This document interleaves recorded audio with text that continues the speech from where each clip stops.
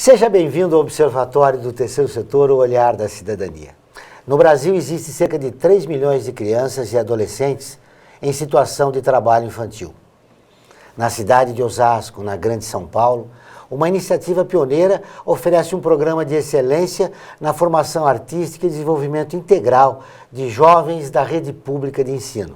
Recebemos hoje, em nosso programa, Sebastião Fonseca, cantor, bailarino e idealizador do Núcleo de Artes Cênicas Sebastião.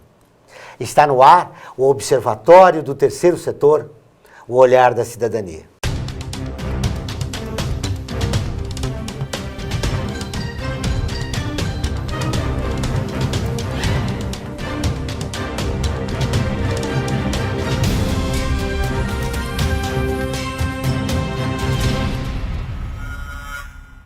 Tudo bem, Sebastião? Seja bem-vindo ao Observatório. Muito obrigado. Eu digo que melhor estando aqui neste momento falando de um assunto tão importante, tão vital para o nosso planeta, para o nosso Brasil, para a nossa cidade. Vamos começar do núcleo. Como começou? Como surgiu o Núcleo de Arte Cênica Sebastião? Então, o núcleo ele surgiu, na verdade, de duas maneiras. A gente pode vê-lo como uma coisa que veio lá da minha infância, com o amor e a paixão pelo ser humano. Ele foi se desenvolvendo, eu fui me desenvolvendo, fui me reconhecendo como cidadão, como um merecedor de muitas coisas que eu sempre reivindiquei. E o núcleo, ele é uma resposta de quando eu era criança, eu buscava essa pergunta: como eu consigo ter as respostas essenciais para me estabelecer como ser humano?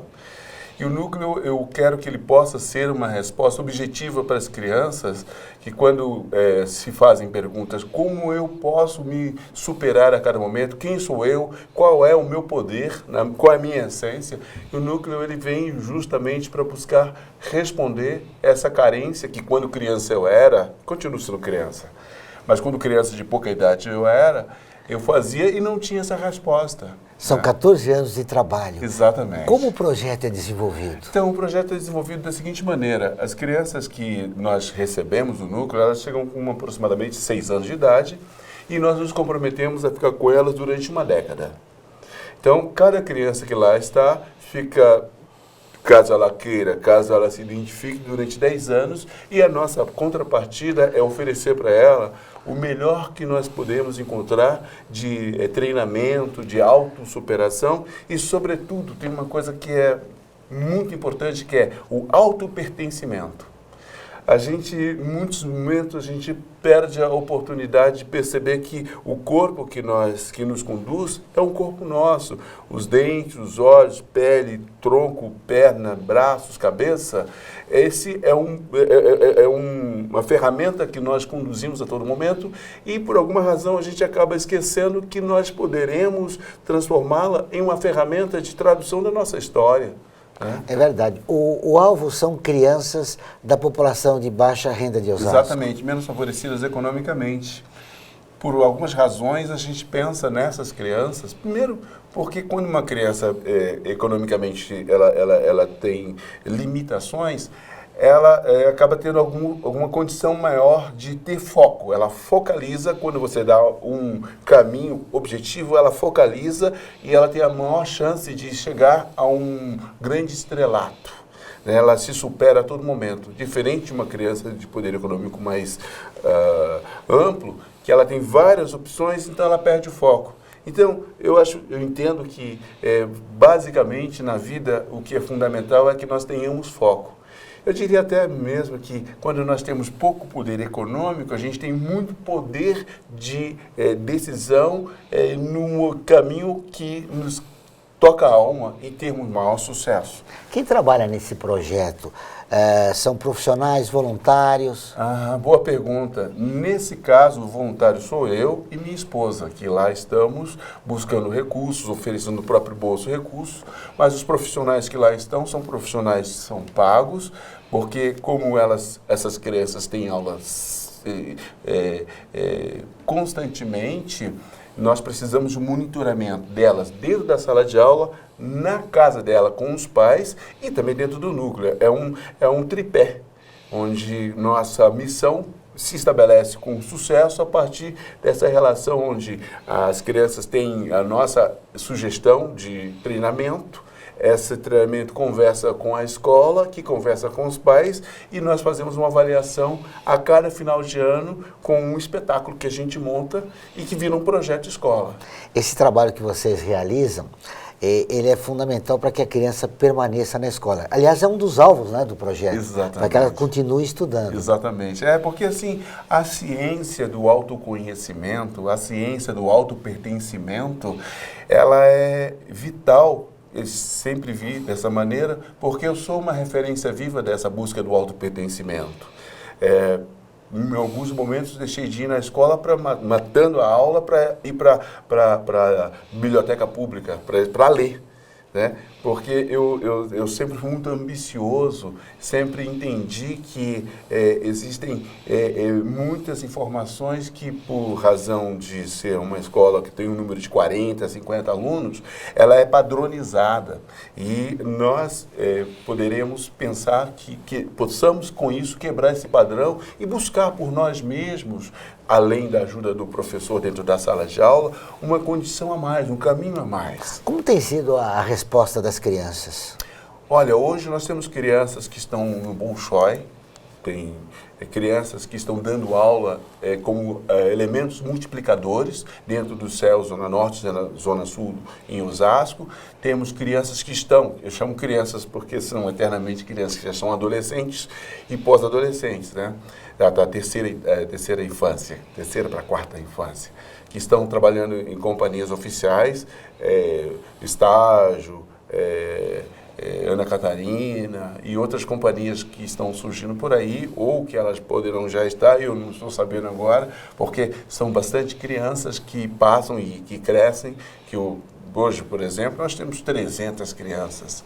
Né? Depois de 14 anos de trabalho, como é que você vê a resposta dessas crianças? Eu vejo a resposta muito na família das crianças, os pais estão presentes dentro do nosso ambiente, eu observo, mas observo muito também os próprios professores, que eu, como um observador, vejo que, no caso nosso, os nossos professores precisam se reciclar no sentido de perceber que essas crianças são o alvo maior, essas crianças têm que ter o poder e a gente tem que buscar ferramentas para dar o poder de pertencimento a elas.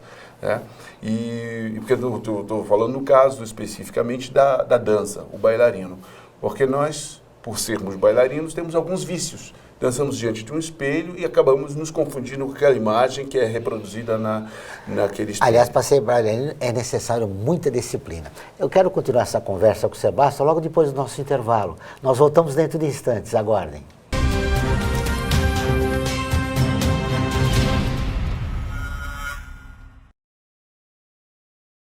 A vida nos traz muitas conquistas, mostrando que todo conhecimento e esforço compensaram em cada detalhe, cada emoção.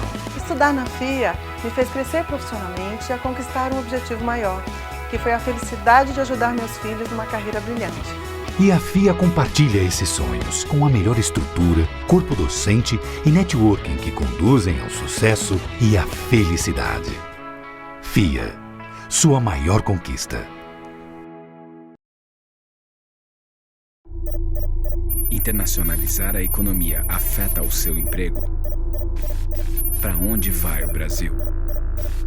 Ter opinião sem análise é só repetição, repetição, repetição, repetição, repetição, repetição, repetição, repetição, repetição. Informação é importante, análise é fundamental.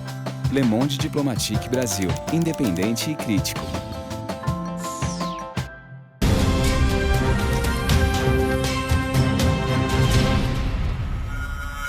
Voltamos com o Observatório do Terceiro Setor, o olhar da cidadania. Sebastião, no final do primeiro bloco eu falava que é fundamental a disciplina para o bailarino. Isso vocês têm conseguido passar para os garotos, para as crianças e adolescentes que participam do projeto do Núcleo? A gente está buscando, mas ao mesmo tempo que a gente está buscando passar, eu, de maneira muito pessoal, reconheço que devo investir ainda mais, buscar mais qualificação junto aos professores, se for possível até mudar a equipe, pensando sempre e focando sempre na excelência dessas crianças. Para mim, as crianças já são excelentes na sua essência. O que nós temos aqui de fazer é dar luz para elas, para que elas percebam a grandeza, porque nós somos um grande milagre.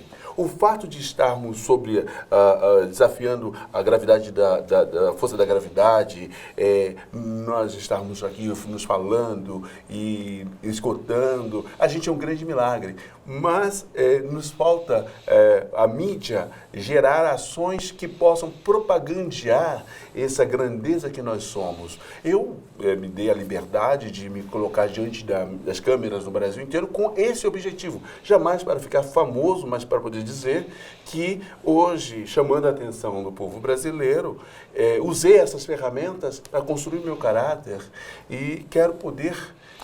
E é isso que você passa para as crianças, né? É isso que nós buscamos passar para as crianças, para os pais das crianças e para o público que assiste o espetáculo que as crianças fazem no Projeto Escola. Como tem sido a sua experiência de transformar vidas? Você pega crianças e adolescentes da periferia de São Paulo, mais precisamente na cidade de Osasco. Famílias carentes que não teriam oportunidade e acabam aparecendo no núcleo. Como tem sido essa experiência para você durante esses 14 anos? É uma experiência, é um desafio tremendo de autogestão. Eu tenho que me compreender, me respeitar, eu tenho que ter para dar. E quando eu busco ter para dar, eu percebo que preciso melhorar-me e convencer o grande público brasileiro de que nós temos que enxergar as questões de uma maneira mais ampla. Eu tenho estudado um pouco sobre o temperamento do povo brasileiro. Nós somos muito reativos ao sucesso alheio. Se alguém está com um belo carro, uma grande prosperidade, a gente não aplaude e diz, cara, que demais, eu quero aprender o caminho que você fez para ter tanto sucesso quanto você. E, infelizmente, nós olhamos para aquela pessoa e falamos, ele deve ter feito alguma maracutaia e não tido... E, em detrimento de que ele fez aquilo, enxergar que ele teve valor, mérito para isso.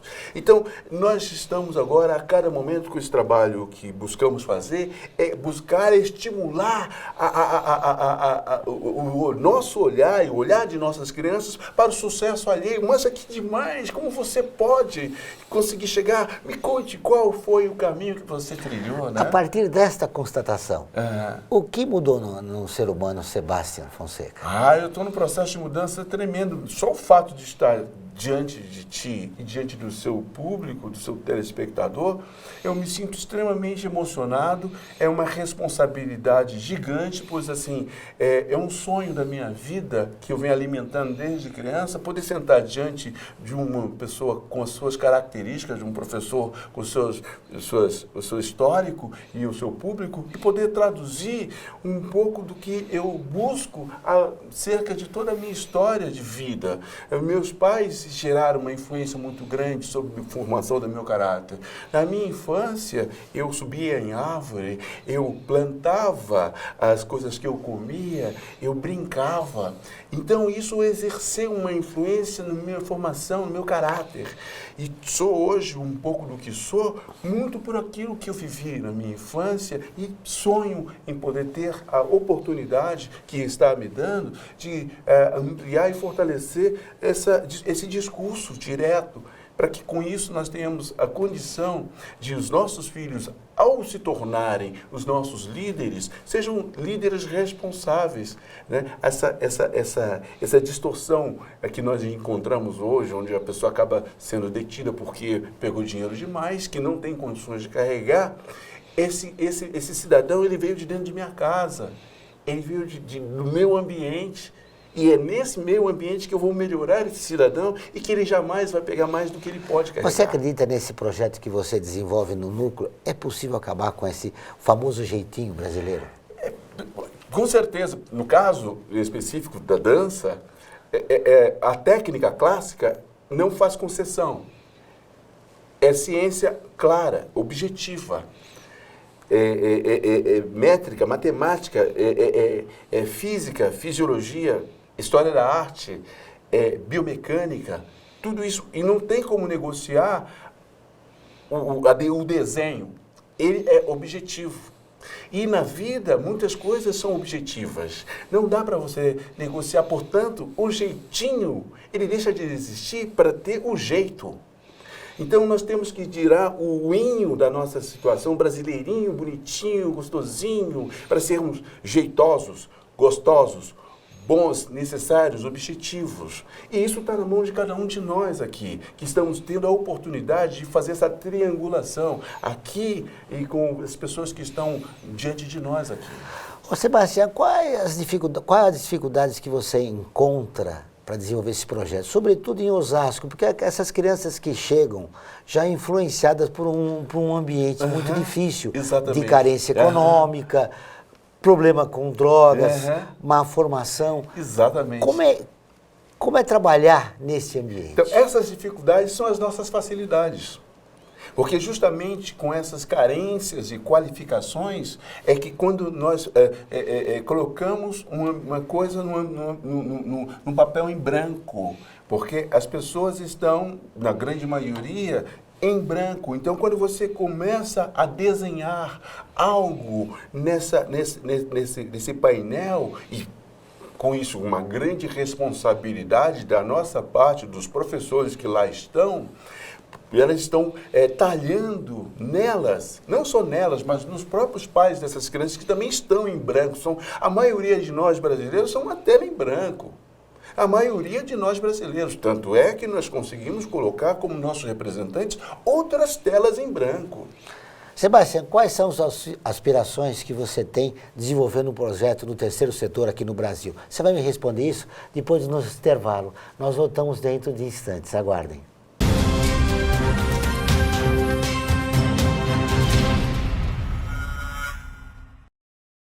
A FUNASP colabora com a USP nas relações entre fundações por meio de fóruns, simpósios, seminários, pesquisas e intercâmbio de informações, além do seu investimento na área social. Para melhores informações, entre no nosso site www.funasp.org.br. FUNASP, um marco entre o universo acadêmico e a sociedade. A vida nos traz muitas conquistas, mostrando que todo conhecimento e esforço compensaram em cada detalhe, cada emoção.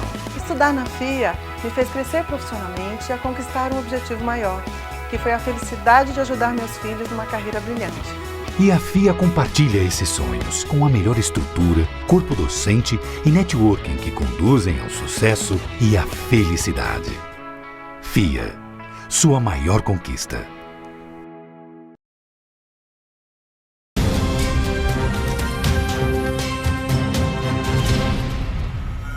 Voltamos com o último bloco do Observatório do Terceiro Setor, o Olhar da Cidadania. Sebastião, no bloco anterior eu deixei uma pergunta para você. Quais são as aspirações? As aspirações são várias. Uma delas é poder estar mais próximo do movimento que o meu amigo Dr. João Figueiró, que vocês podem procurar na internet, está à frente, que é o MOB, a Mobilização Brasileira para a Primeira Infância. Já foi entrevistado aqui pelo Observatório, Figueiró. Então, eu sou fã número 1 dele, 0001, porque isso vai, de fato, mudar e estimular a economia do Brasil, transformando toda essa base que nós temos em uma base mais sólida, mais bem estruturada. Esse é o meu grande sonho, estar cada vez mais próximo desse movimento. Como explicar para essas crianças e adolescentes que o acesso ao projeto que elas participam lá no núcleo, né, de artes cênicas Sebastião Fonseca, não é um favor, é um direito que elas têm? Exatamente. O espaço é delas, o espaço é público, é para as pessoas. Eu sou um funcionário público na minha essência e eu fico muito feliz quando os pais levam as crianças até lá e eles dão crédito para que nós possamos influenciá-las a caminhar conforme nós sugerimos. Nós não impomos absolutamente nada. A gente sugere e as crianças nos respondem que se sim, se não, se estão à vontade com aquele caminho que estamos propondo. as mesmas. Falando em reação dos pais, qual é o protocolo do Núcleo? Como uma criança ou adolescente deve fazer para participar das atividades lá desenvolvidas? No Núcleo de Artes Cênicas, as crianças basicamente têm que estar na escola pública, né? Elas, teoricamente, têm que apresentar um poder econômico que não permitiria estar em outro local. Elas têm que ter assiduidade, pois do contrário é impossível que nós consigamos influenciá-las e elas a si próprias. Então, todo esse processo leva as crianças a um sucesso que nós pretendemos que elas tenham. Então, ou seja, elas têm que estar na escola pública, elas têm que ser assíduas, o físico dessas crianças é moldado à condição de dançar, à condição de se mover, à de raciocínio, e senão a gente vai desenvolvendo laboratórios, oficinas, melhor dizendo, que possam elas serem, trabalhando com luz, com som, ou outra coisa que tenha algum relacionamento com artes plásticas. Como é essa experiência de apresentar uma criança que nunca teve contato com dança, esse tipo de atividade? A gente vai se apresentando, a gente vai se moldando aos olhos. A gente olha nos olhos das crianças e, nesse olhar, a gente se pergunta o que você quer, onde você quer, e a gente é uma conversa, é um diálogo constante. E aí, sim, do contrário, seria uma imposição de cima para baixo. Então, a gente vai compondo com as crianças de forma que elas possam se sentir cada vez mais à vontade. Para as crianças que participam do projeto, quem muda primeiro, a criança ou a família? Acho que ambas, e é quase que simultâneo, porque nós fazemos questão de que os pais estejam dentro do nosso projeto, que estejam acompanhando, fazemos questão que a escola onde elas estudam saiba o processo e nós buscamos saber como que está o impacto acontecendo, como acontece o impacto delas pela informação que elas recebem dentro da escola. Então, é um processo, a gente está se reciclando a todo momento, tem muita coisa para ser azeitada, né? Mas, independente de qualquer coisa, nós precisamos e contamos com a cumplicidade do empresário brasileiro, do cidadão brasileiro, que vem até o núcleo, que entra na internet, que observe o nosso projeto, que é uma realidade e que fortaleça conosco, porque não é meu, é de todos nós. Eu apenas estou sendo um agente público. Na minha essência, fui funcionário público do Balé da cidade de São Paulo há um bom tempo atrás e fui pesquisar no dicionário o que é ser funcionário público. Então, resumindo, é trabalhar com as pessoas, para as pessoas e pelas pessoas e reconhecendo que eu sou uma pessoa. Então, é um respeito intenso nas relações. Mas a maioria dos servidores e funcionários públicos não tem essa consciência. Mas precisa de aprender a olhar o dicionário e trabalhar com a essência da palavra, a etimologia da língua, porque a nossa linguagem bem expressa, o nosso ouvido com bastante acuidade, o nosso olhar e nosso amor, nosso gesto de respeito, fará com certeza da nossa relação uma relação mais justa, mais próspera, mais adequada. Eu reconheço que eu tenho vários obstáculos a superar, muita coisa eu tenho que desenhar em minha conduta. E o fato de poder ter esse trabalho social, eu estou tendo a sorte de poder me melhorar. Eu quero aproveitar aqui e agradecer aos pais das crianças, às crianças, ao povo brasileiro que durante muito tempo permitiu que essa imagem fosse projetada na casa de todo o povo, sem pedir licença, e é uma forma de poder, de alguma maneira ou de outra, agradecer, estando aqui, estando lá no Centro Cultural, e ainda temos mais caminhos para serem trilhados, e tenho certeza que, se o universo permitir que eu fique materializado nessa terra... Ou seja, a partir desse trabalho social que você realiza, você cresceu como ser humano. Estou crescendo muito. Sebastião, para fecharmos nossa entrevista, foi um grande prazer recebê-lo. Muito obrigado. Eu que Valeu agradeço, muito, né? Parabéns pelo teu trabalho. O que você diria? Nós vemos um país profundamente injusto e desigual. O que você diria para a sociedade em geral? Por que eles devem apoiar um projeto como o seu, com crianças carentes, que a partir da dança consegue desenvolver uma visão crítica da sociedade? Olha, não é um projeto como o meu, é um projeto como o nosso e é um projeto de cada um de nós, porque tenho certeza que qualquer pessoa que ali esteja diante da TV ou do computador nos acompanhando, ela tem um sonho, ela tem um desejo de um mundo melhor. E a única forma é, primeiro, se melhorando e se aproximando de pessoas ou entidades que tenham essa missão. Então, se vocês quiserem se aproximar de nós para fortalecer o sentimento de vocês no caminho de uma energia, mesmo porque nós estamos aqui para aprender também com vocês. O Observatório do Terceiro Setor desta semana termina aqui. Mas nós queremos continuar em contato com você. Acompanhe notícias, artigos e muito mais no observatoriotrêssetor.com.br. Este e todos os nossos programas você encontra em nosso canal do YouTube.